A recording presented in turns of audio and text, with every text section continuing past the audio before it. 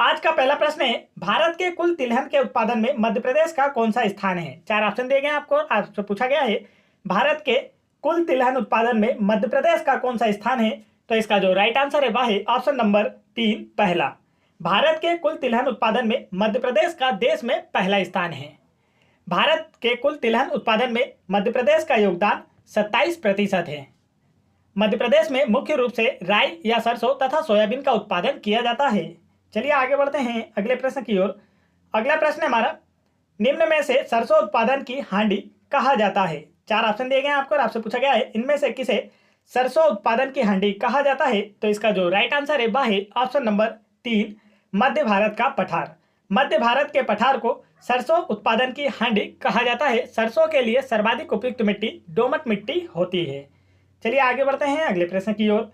अगला प्रश्न हमारा, मध्य प्रदेश के किस जिले में सरसों के तेल के कारखाना स्थित है। पूछा गया आपसे मध्य प्रदेश के किस जिले में सरसों तेल का कारखाना स्थित है। तो इसका जो राइट आंसर है वह है ऑप्शन नंबर 3 मुरैना। मध्य प्रदेश के मुरैना जिले में सरसों तेल का कारखाना स्थित है। चलिए आगे बढ़ते हैं अगले प्रश्न की ओर। अगला प्रश्न हमारा प्रश्न क्रमांक 4, निम्न में से किसे सोया प्रदेश के नाम से जाना जाता है। पूछा गया आपको चार ऑप्शन देकर इनमें से किसे सोया प्रदेश के नाम से जाना जाता है। तो इसका जो राइट आंसर है वह है ऑप्शन नंबर 2 मध्य प्रदेश। मध्य प्रदेश राज्य को सोया प्रदेश अर्थात सोया स्टेट के नाम से जाना जाता है। मध्य प्रदेश भारत का सोयाबीन उत्पादन में अग्रणी राज्य है। मध्य प्रदेश की राजधानी है भोपाल। सीएम है शिवराज सिंह चौहान और गवर्नर है आनंदीबेन पटेल। आगे बढ़ते हैं दोस्तों अगले प्रश्न की ओर। अगला प्रश्न है हमारा, मध्य प्रदेश में सोयाबीन की कृषि सर्वप्रथम किस वर्ष की गई थी। चार ऑप्शन दिए गए आपको और आपसे पूछा गया है मध्य प्रदेश में सोयाबीन की कृषि सर्वप्रथम किस वर्ष की गई थी। तो इसका जो राइट आंसर है वह है ऑप्शन नंबर 4 वर्ष 1962 में। मध्य प्रदेश में सोयाबीन की कृषि सर्वप्रथम वर्ष 1962 में की गई थी। चलिए आगे बढ़ते हैं अगले प्रश्न की ओर। अगला प्रश्न है हमारा, मध्य प्रदेश में सर्वप्रथम सोयाबीन की कृषि किस जिले में की गई थी। आपसे पूछा गया है मध्य प्रदेश में सर्वप्रथम सोयाबीन की कृषि किस जिले में की गई थी। तो इसका जो राइट आंसर है दोस्तों वह है ऑप्शन नंबर 2 देवास जिले में। मध्य प्रदेश में सर्वप्रथम सोयाबीन की कृषि देवास जिले में 1962 में की गई थी। धीरे धीरे सोयाबीन की जो कृषि है वह पूरे मालवा क्षेत्र में फैल गई और इसके बाद मध्य प्रदेश राज्य पूरे भारत में सोयाबीन उत्पादन में अग्रणी राज्य बन गया। तो चलिए आगे बढ़ते हैं अगले प्रश्न की ओर। अगला प्रश्न हमारा, देश के कुल सोयाबीन उत्पादन में मध्य प्रदेश का कितने प्रतिशत योगदान है। पूछा गया आपसे देश के कुल सोयाबीन उत्पादन में मध्य प्रदेश का कितने प्रतिशत योगदान है। तो इसका जो राइट आंसर है दोस्तों वह है ऑप्शन नंबर 4 52.22%। देश के कुल सोयाबीन उत्पादन में मध्य प्रदेश का हिस्सा है 52.22%। सोयाबीन खरीफ की फसल है, यह तिलहनी फसल का उदाहरण है। चलिए आगे बढ़ते हैं अगले प्रश्न की ओर। अगला प्रश्न है हमारा, मध्य प्रदेश में राज्य सोयाबीन अनुसंधान केंद्र कहाँ स्थित है। पूछा गया आपसे मध्य प्रदेश में राज्य सोयाबीन अनुसंधान केंद्र कहाँ स्थित है। तो इसका जो राइट आंसर है दोस्तों वह है ऑप्शन नंबर 2 उज्जैन में। मध्य प्रदेश में राज्य सोयाबीन अनुसंधान केंद्र उज्जैन में स्थित है। उज्जैन क्षिप्रा नदी के किनारे स्थित एक शहर है। चलिए आगे बढ़ते हैं अगले प्रश्न की ओर। अगला प्रश्न है हमारा, राष्ट्रीय सोयाबीन अनुसंधान केंद्र कहाँ स्थित है। अब आपसे पूछा गया है राष्ट्रीय सोयाबीन अनुसंधान केंद्र कहाँ स्थित है। तो इसका जो राइट आंसर है वह है ऑप्शन नंबर 4 इंदौर में।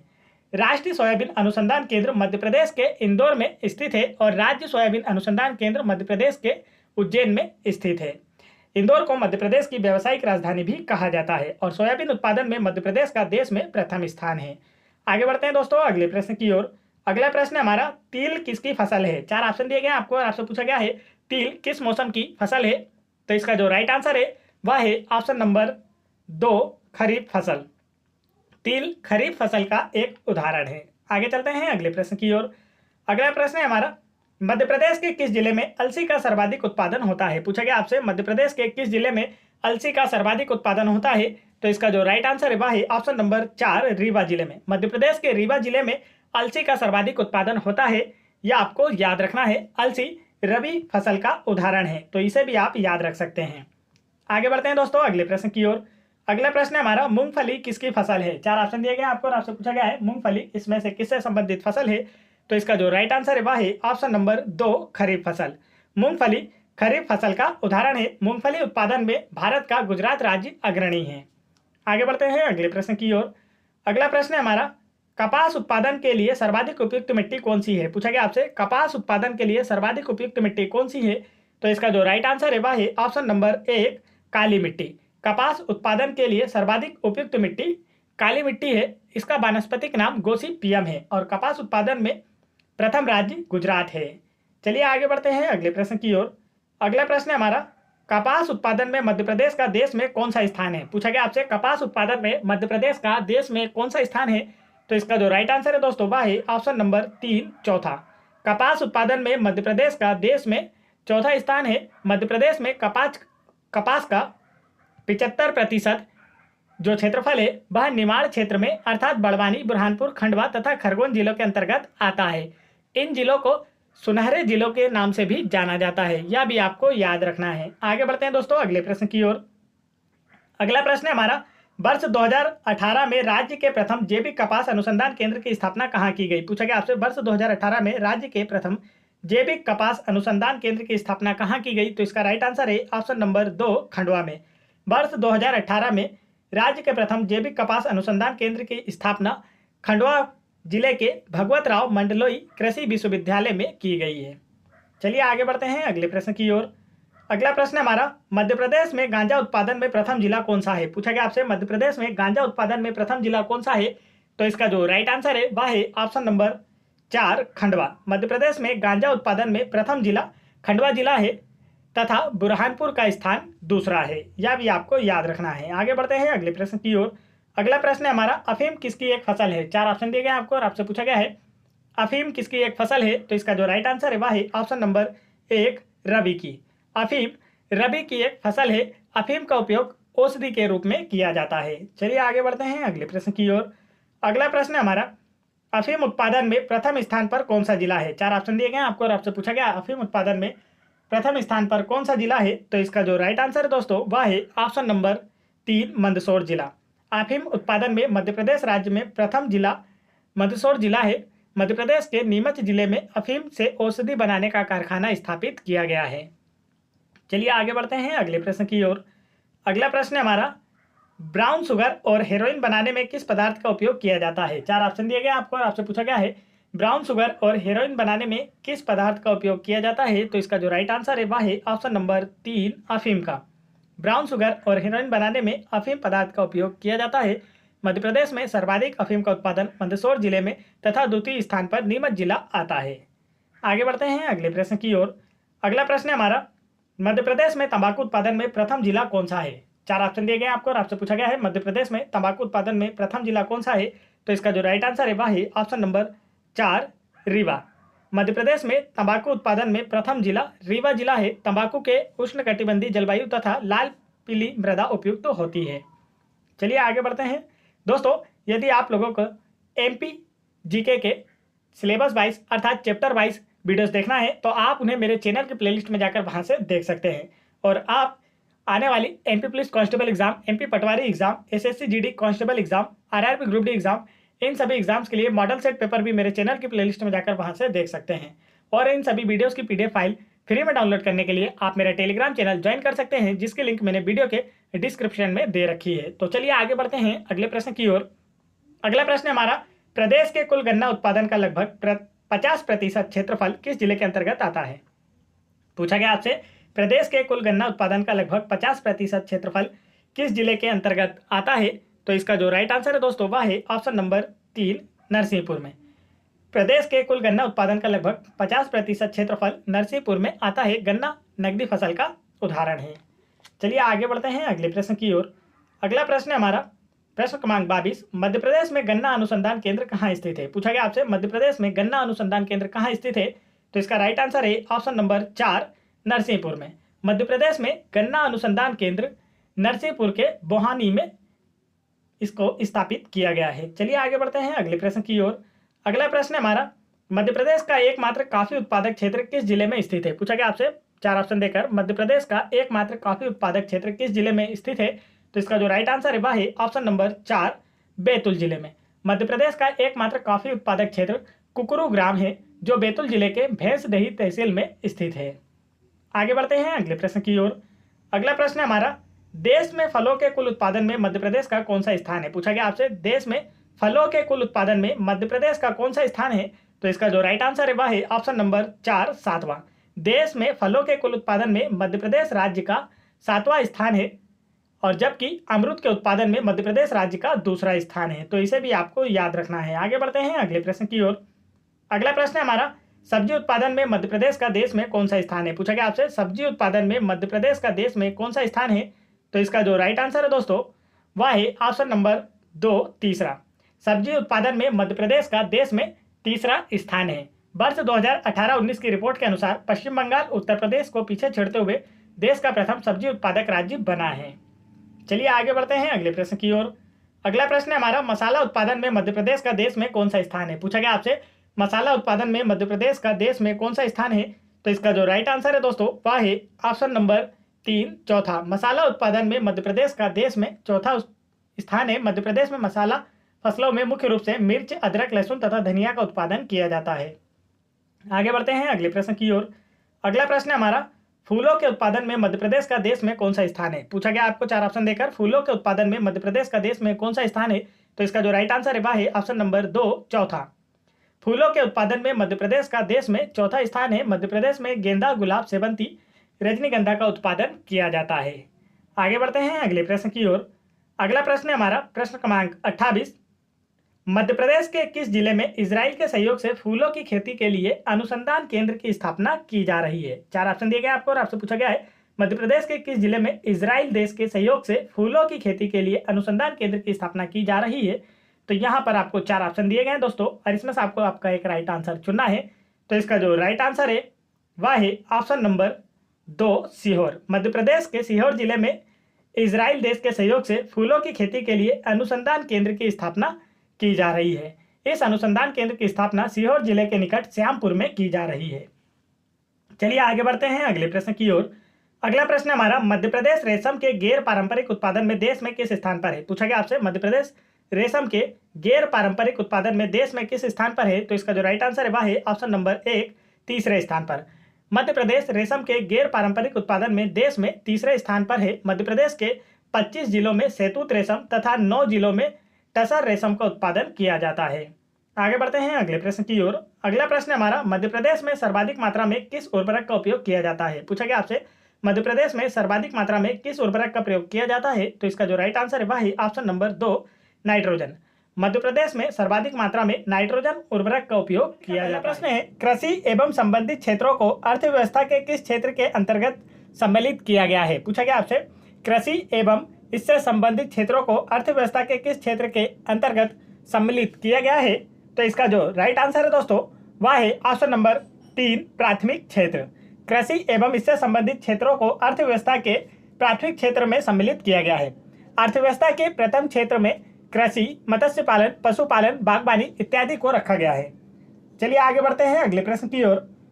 अगला प्रश्न हमारा प्रश्न क्रमांक 2, मध्य प्रदेश की कितने प्रतिशत जनसंख्या ग्रामीण क्षेत्रों में निवास करती है? पूछा गया आपसे मध्य प्रदेश की कितने प्रतिशत जनसंख्या ग्रामीण क्षेत्रों में निवास करती है? तो इसका जो राइट आंसर है वह है ऑप्शन नंबर 4 72.37%। मध्य प्रदेश की 72.37% जनसंख्या ग्रामीण क्षेत्रों में निवास करती है। इनकी जीविका का प्रधान साधन कृषि होता है तथा भारत की कुल जनसंख्या का 72.2% जनसंख्या ग्रामीण क्षेत्रों में निवास करती है। यदि आपसे मध्य प्रदेश का पूछा जाता है तो 72.37% और भारत का है 72.2% जनसंख्या ग्रामीण क्षेत्रों में निवास करती है। आगे बढ़ते हैं अगले प्रश्न की ओर। अगला प्रश्न हमारा प्रश्न क्रमांक 3, मध्य प्रदेश की फसल सघनता को अगले 10 वर्षों में बढ़ाकर कितना करने का लक्ष्य रखा गया है? पूछा गया आपसे मध्य प्रदेश की फसल सघनता को अगले 10 वर्षों में बढ़ाकर कितना करने का लक्ष्य रखा गया है? तो इसका जो राइट आंसर है दोस्तों वह है ऑप्शन नंबर 4 170%। मध्य प्रदेश की फसल सघनता को अगले 10 वर्षों में बढ़ाकर 170% करने का लक्ष्य रखा गया है। चलिए आगे बढ़ते हैं अगले प्रश्न की ओर। अगला प्रश्न हमारा प्रश्न क्रमांक 4, मध्य प्रदेश को कितने कृषि जलवायु क्षेत्रों में विभाजित किया गया है? पूछा गया आपसे मध्य प्रदेश को कितने कृषि जलवायु क्षेत्रों में विभाजित किया गया है? तो इसका जो राइट आंसर है वह है ऑप्शन नंबर 3 11। मध्य प्रदेश को कुल 11 कृषि जलवायु क्षेत्रों में विभाजित किया गया है। आगे बढ़ते हैं अगले प्रश्न की ओर।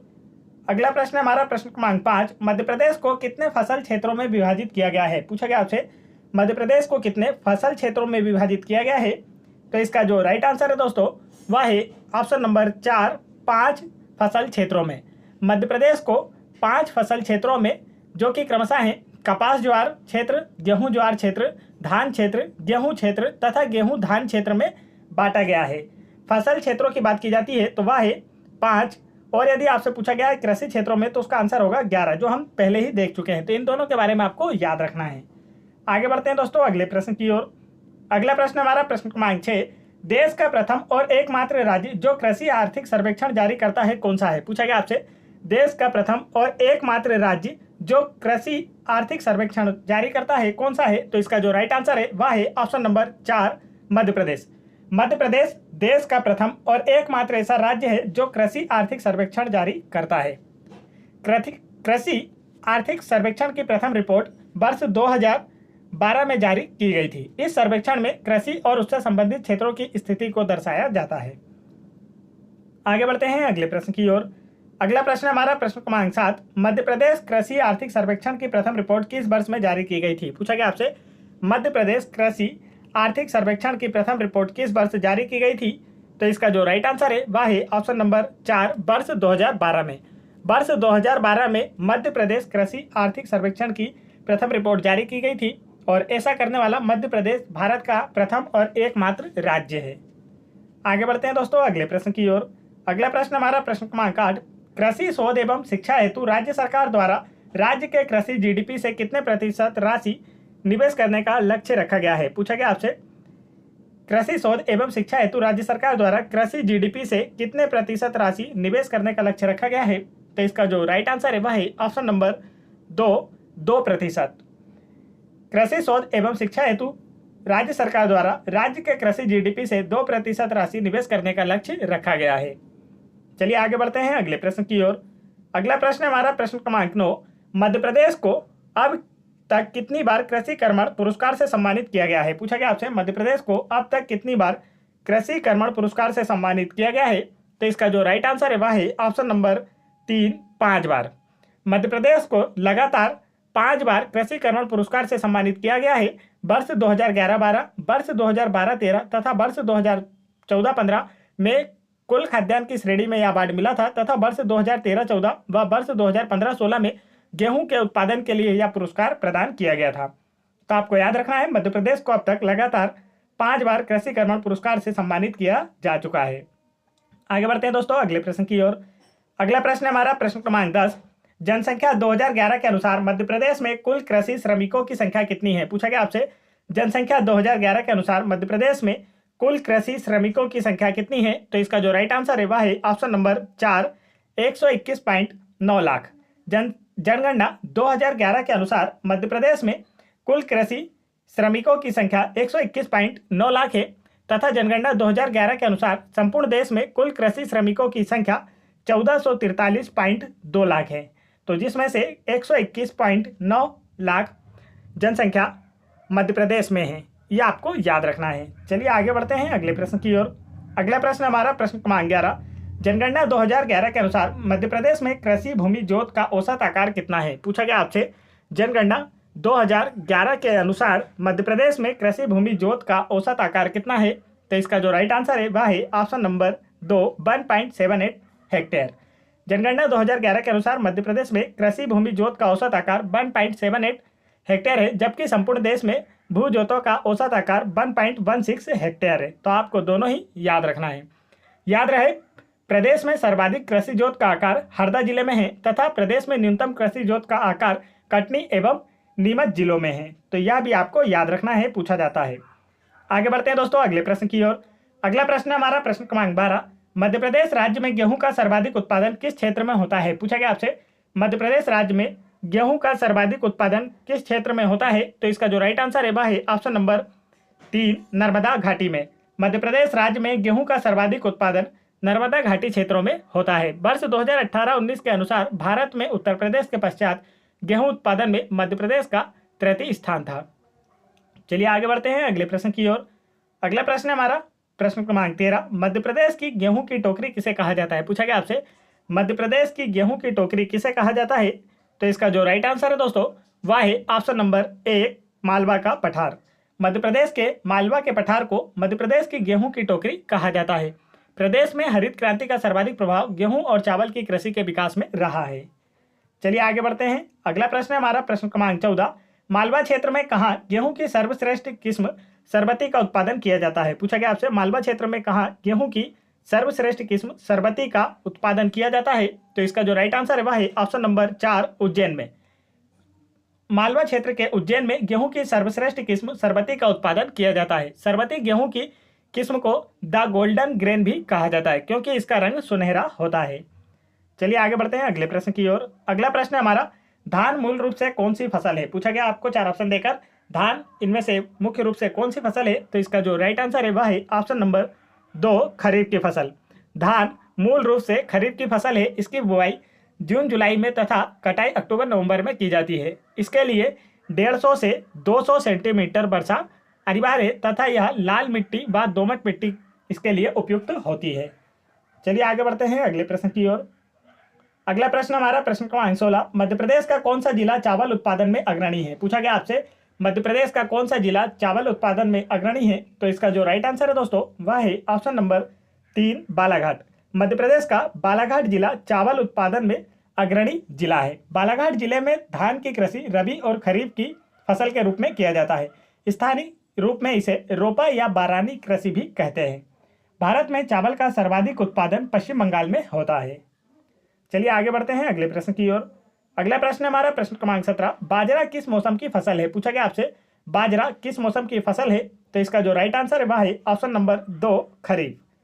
बाजरा खरीफ मौसम की फसल है। खरीफ फसलें वर्षा ऋतु में बोई जाती है।